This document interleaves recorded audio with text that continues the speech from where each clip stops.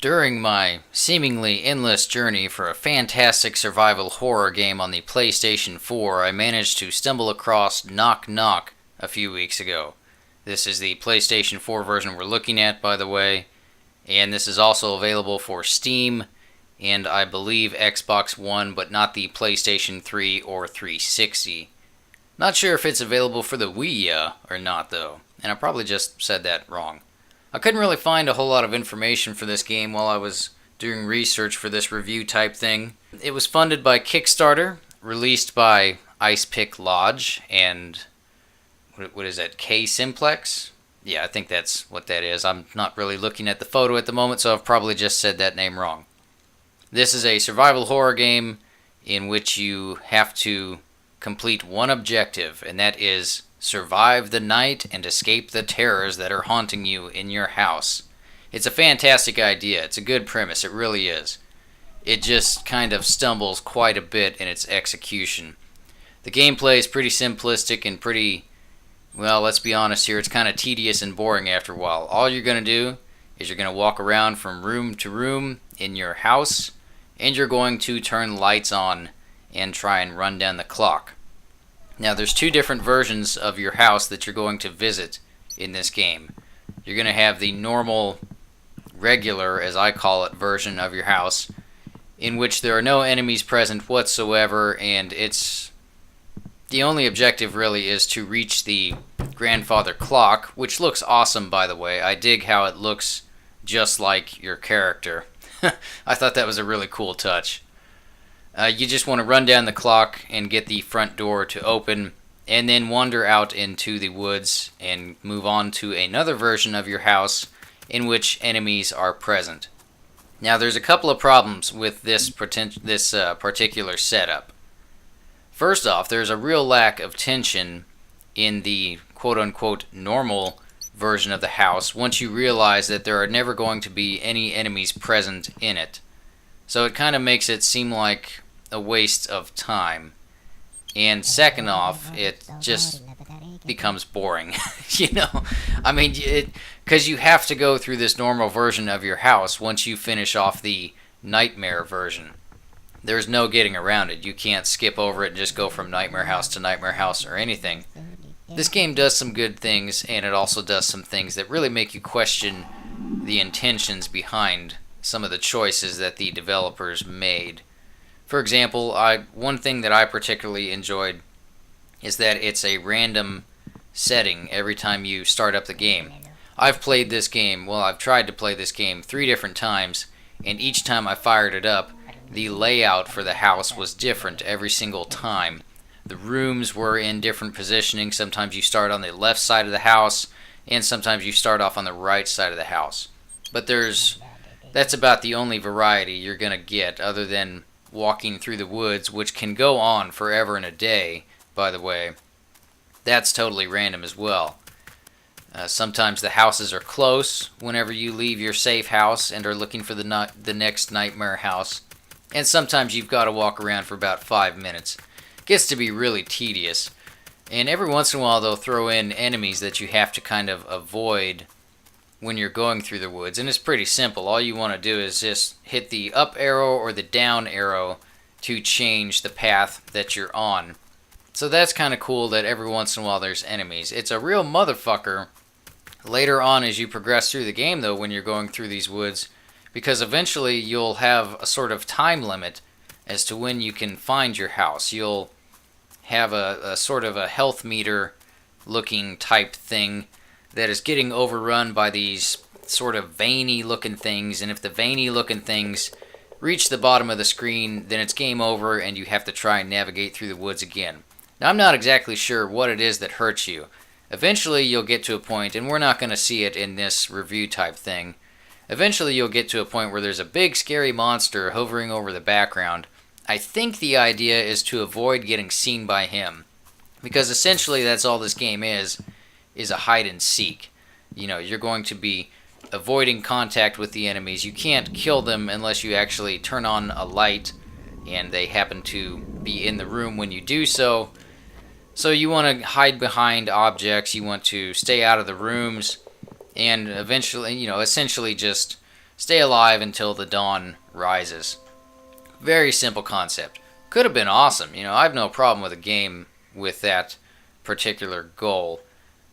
As I've said, I've been on a quest for a good survival horror game for quite a while now, it seems like. And, that's as far as survival horror games go. I mean, you don't really need much motivation other than what this game presents to you, do you? Just survive till the sun comes up. Sometimes enemy placement is fairly random. You'll walk into a dark room and start turning on the light switch and there's nothing in there. All of a sudden they're spawning right next to you and hit you.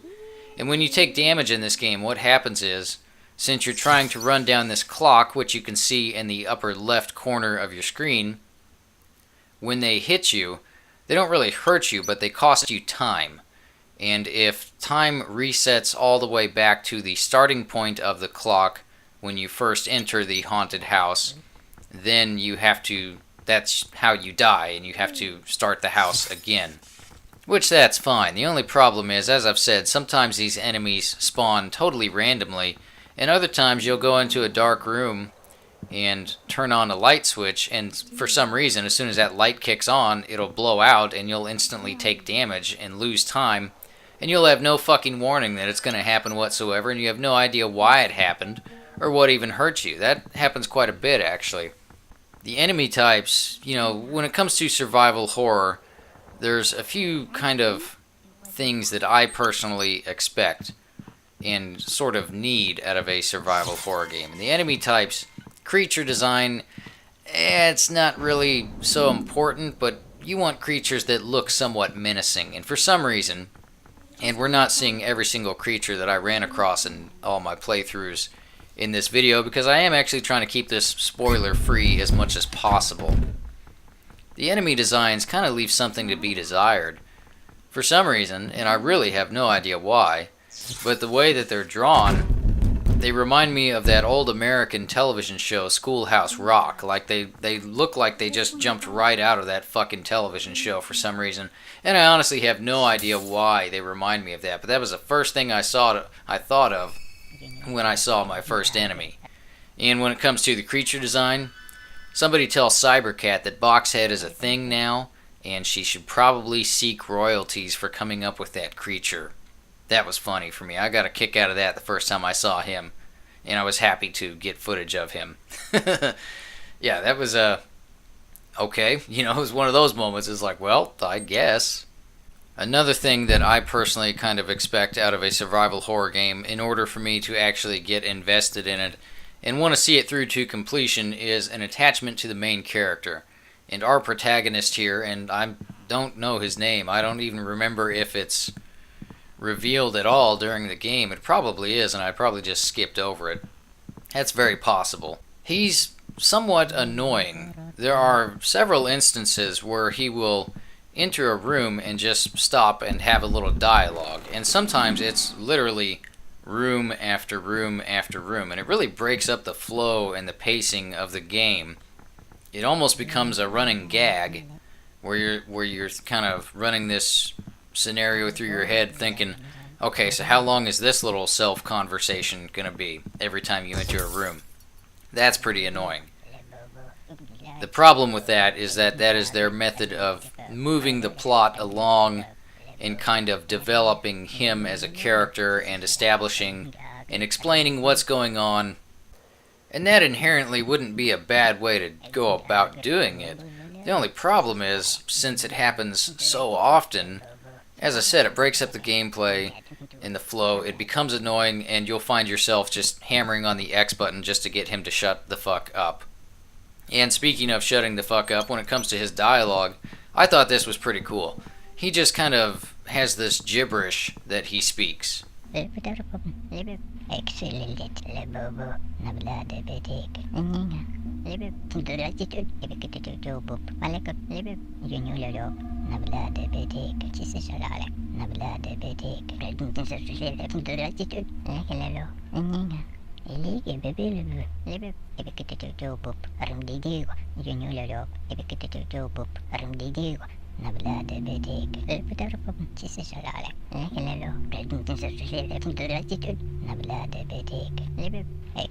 And thankfully, subtitles are on by default, so everything is translated.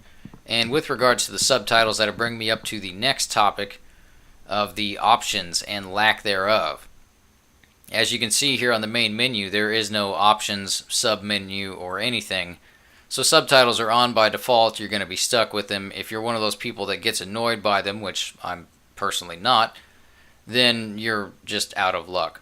One thing that I was annoyed by, though, and I'm not really sure if this is going to be a big deal for anybody else or not, but the sound design is designed so as to produce kind of an equal mix between what you hear out of your television and what you hear out of the PlayStation 4 controller. Now, this is only a problem for me because I had actually attempted to record a checking out episode on this, and the sound mix was all over the place. I was getting sounds coming out of the controller that weren't being picked up by my recording software, so I was having to really hold that thing close to the microphone. Again, this is just something that affects me as someone that does gaming videos. I don't know if this is going to bother anybody else, but to be honest with you, I'm not really a fan of the speaker and the controller of the PlayStation 4 anyways. It's a good idea, it's just there's not a whole lot of games that really use it well. I think Metal Gear Solid 5 and Alien Isolation use it the best, so far, of the ones that I personally have played. So that's just a personal little nitpick right there. I found that to be quite annoying and was really wishing that I could turn that off, but unfortunately there was no way to do so. And with regards to the sound design, it's pretty good. When you're out in the woods, the cracking of branches and shifting around of dried leaves on the ground,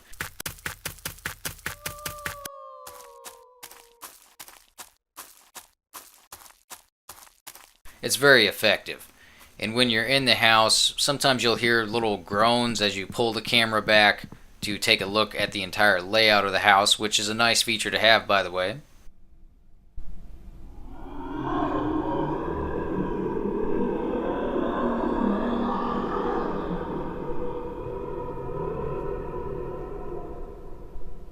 And then other times it does get to be annoying because there's a particular house that I ran into. I think it was about maybe 7 or 8 houses in. There was a girl crying in the basement of the house, and I was in the attic of the house whenever she first showed up, and she would not shut the fuck up. She would just cry the whole time. The sound effect was on a loop.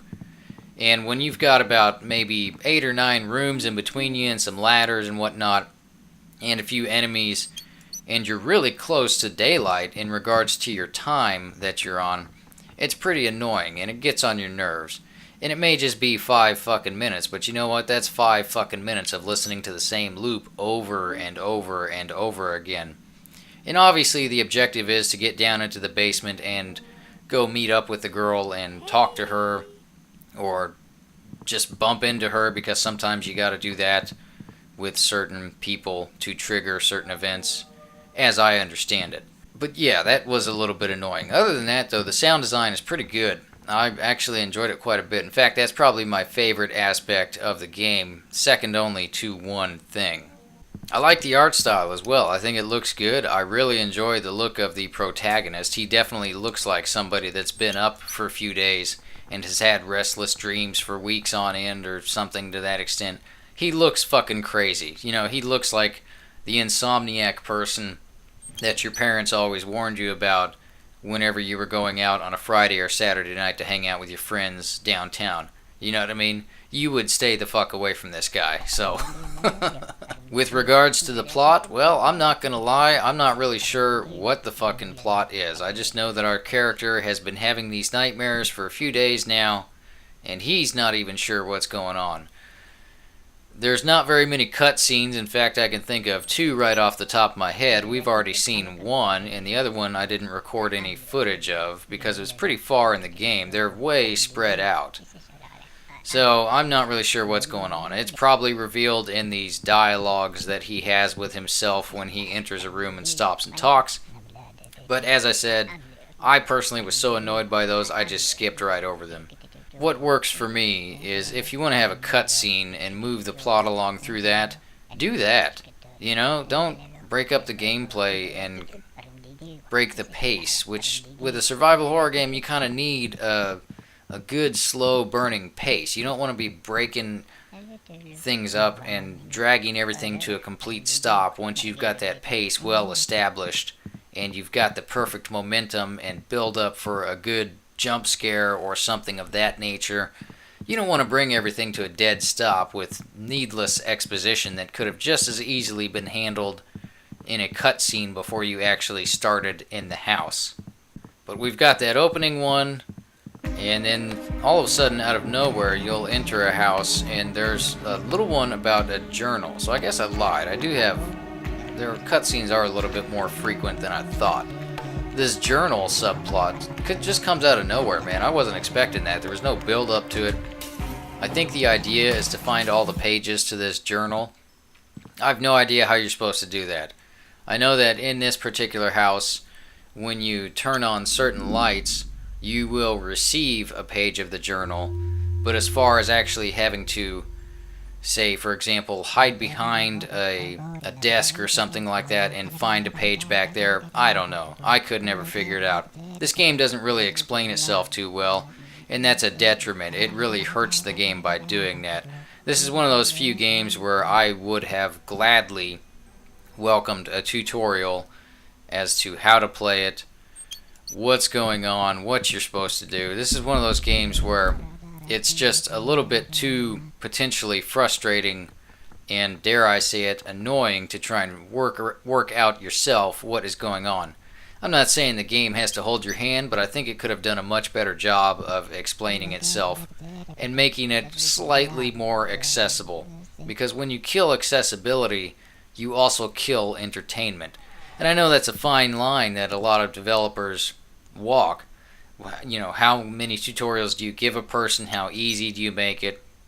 Versus, well, what kind of crowd are we going for? You know, are we going for the Dark Souls hardcores, or are we gonna do we want to just make something that's, you know, pick up and play and go? I think this would have benefited from being a pick up and play and go.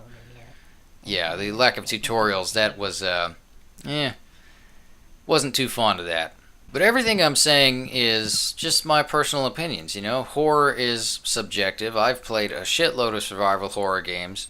If you've been with the channel for a while and seen a lot of my other videos, you've heard me mention that several times. And frankly, I never came across anything in Knock Knock that I personally found to be scary, unsettling, or unnerving. I just found everything to be annoying. I don't mind a slow pace, and I don't mind a lack of character development.